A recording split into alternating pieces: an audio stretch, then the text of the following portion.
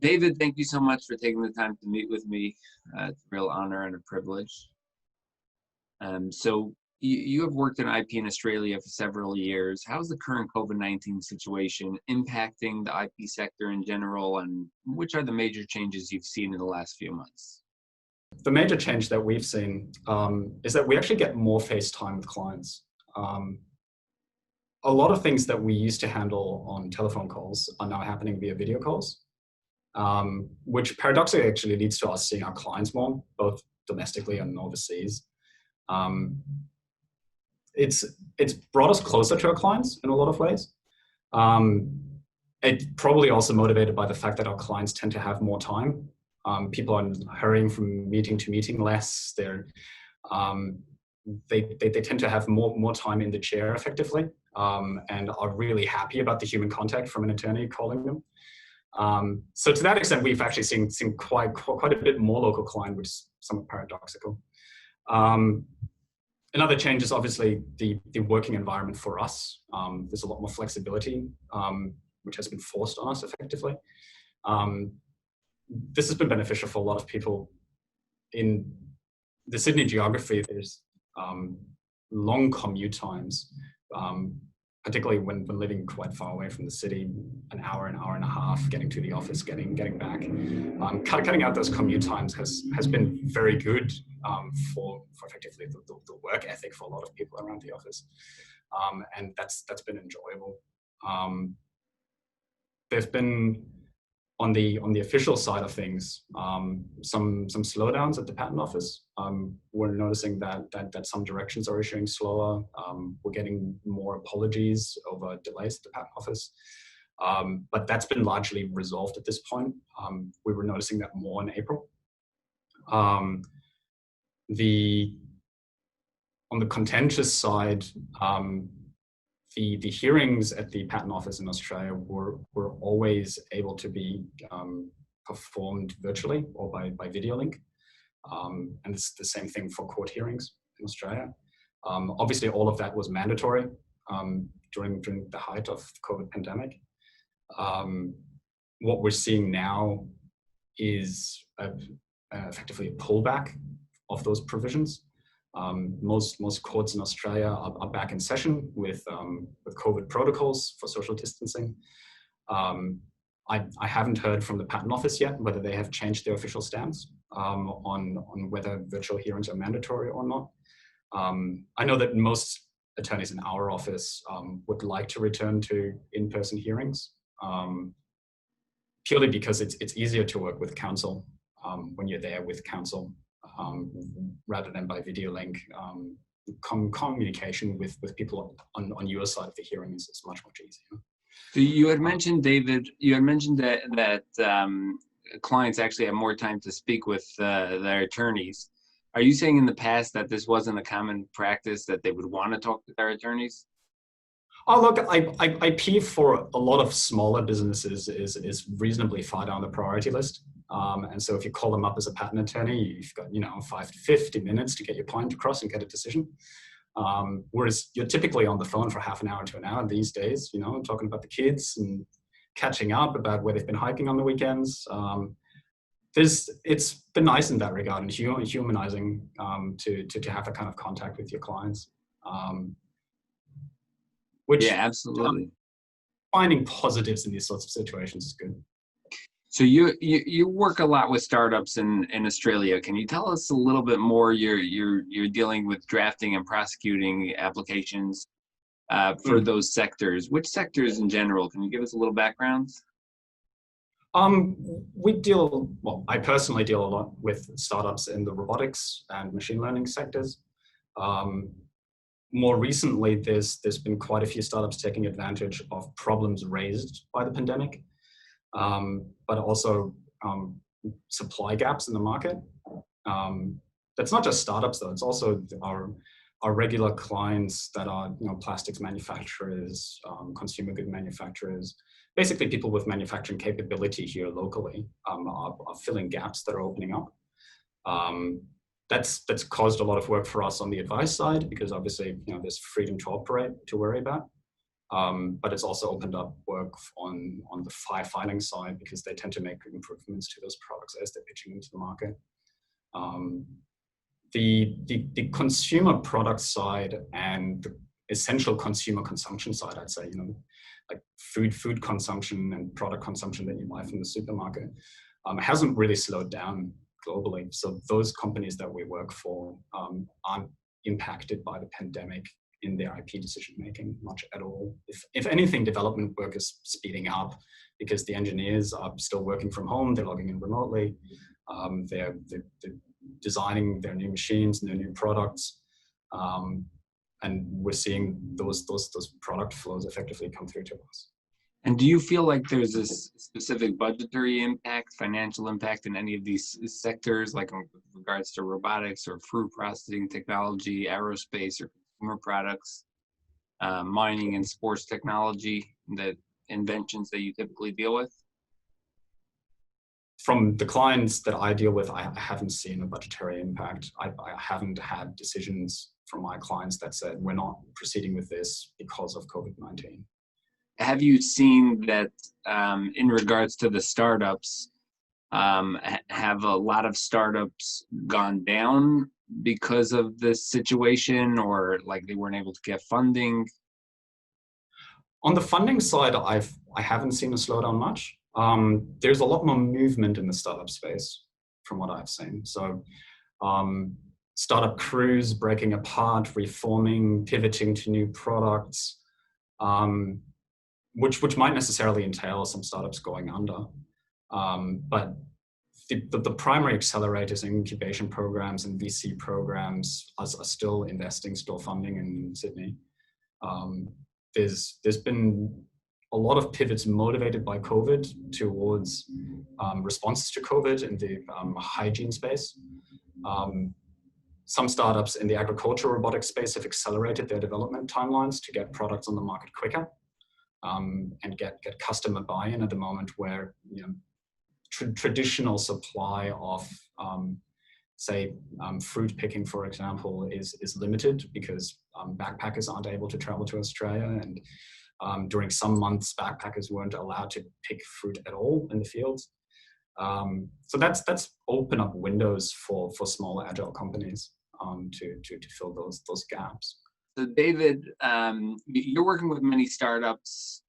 Like originally you started as an engineer, and now you're working as a patent attorney. With Spruson Ferguson, one of the largest patent companies in patent law firms in Australia. Working with those startups, what would you say the world or the market may see coming out of Australia, out of the startup space there? In the immediate near future, I'd say there's a lot of agricultural technology being developed in Australia right now. There's drone-powered crop observation, there's picking robots, there's weeding robots. There's a big demand in Australia for more automated and more technology-dependent farming operations. And I think that's something that's really going to come out of Australia and be a brand for Australia and going forward. Is Australia the first in its space, or is there anyone else that may be competitive on that market? Oh, look, obviously there's always competitors in the space that are operating there before you are. But the conditions in Australia are prime for developing that type of industry and that type of expertise. Australia is a massive agricultural producer, particularly for fruit, and has a pool of engineering talent immediately adjacent to those production areas in a way that almost no other market in the world has. And so those factors will almost naturally lead to very, very good products being developed here that will outperform other products. I wouldn't say that anyone is ever truly first to a market unless they create the market. But I think the Australian technology that's coming up has the capability of actually growing those markets to a size that's considerable. Agricultural robotics at the moment are seen as being too finicky, too complicated, too difficult to operate, too expensive. And a lot of the products I'm seeing at the moment are addressing exactly those issues and are making agricultural robotics and agricultural technology much more approachable and easy for farmers to adopt and use. So you're a driving force in Spruson's startup team. You're leading that team, and you have extensive experience of painting pens outside of Australia. How is the current situation impacting some of the international collaboration that you tend to deal with?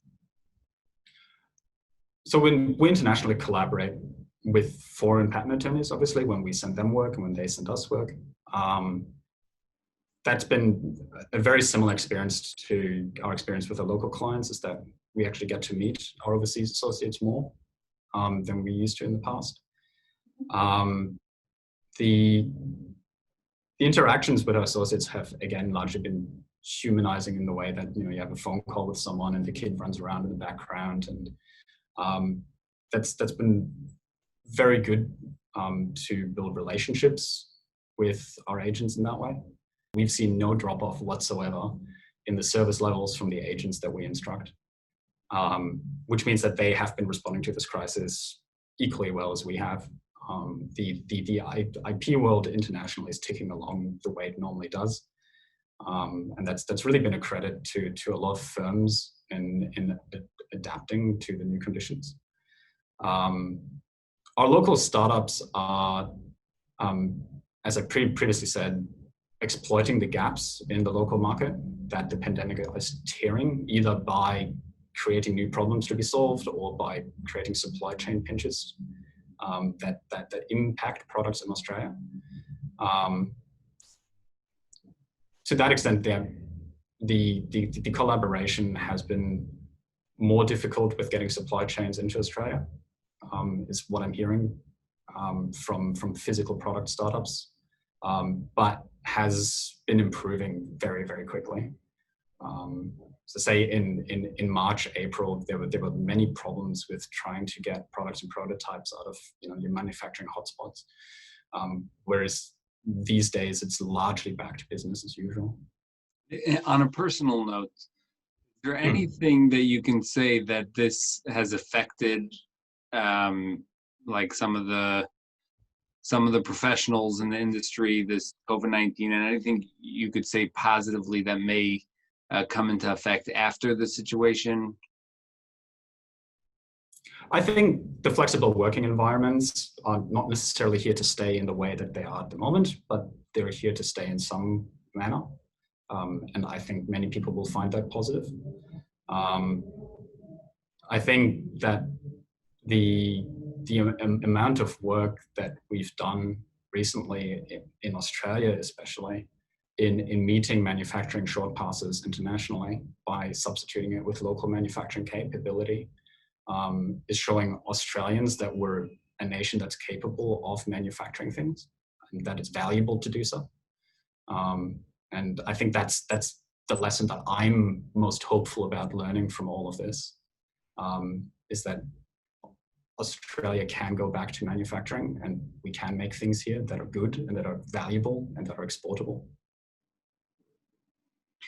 So do you see, like, if let's say there are outside companies around the world that may be thinking, there may be some opportunity in Australia. Do you see this situation, like, moving forward, any specific untapped markets or untapped resources in Australia that someone can utilize during this time or moving forward? I think there's opportunities in the Australian market on the demand side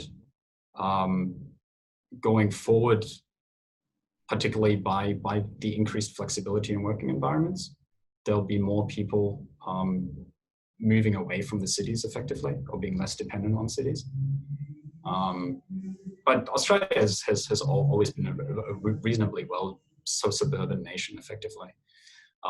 And that's always been reflected. I mean, we have applicants filing swimming pool applications left and right, which is not necessarily something that you see in my home country of Germany. But the real capability change in Australia, and I think the real opportunity change in Australia, will be for collaboration of Australian companies with outside companies. Australia has a great resource for designing products in extreme environments. There's going to be a massive push in Australia going forward for pushing renewable generation, and Australian companies are really best placed for cooperation with international companies in that sense to deal with the Australians on the ground here. So David, is there anything else you would like to add that reflects how the industry has been impacted by the global reality that we're currently living in? I think the biggest takeaway that I have is the appreciation of having people around you in your workplace.